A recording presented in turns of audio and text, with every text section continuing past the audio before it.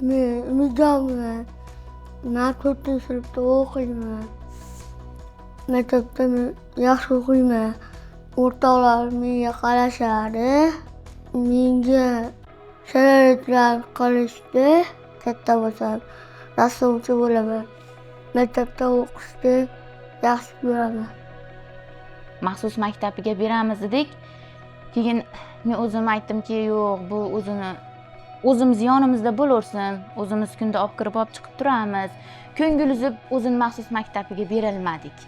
Sog'lom bolalardan kam joyi yo'q deb hisoblayman-da, shu faqat qo'limiz xolos bizni. Aqli joyda, hamma yo'g'i joyda. Shu bolalardan ajrab qolmasligi uchun shu maktabga berganmiz. Bu davr ichida bu maktabda juda katta o'zgarishlar bo'ldi. Ayniqsa inkluzivdagi o'quvchilarimizni qiziqishi nihoyatda sezilarli darajada bo'ldi.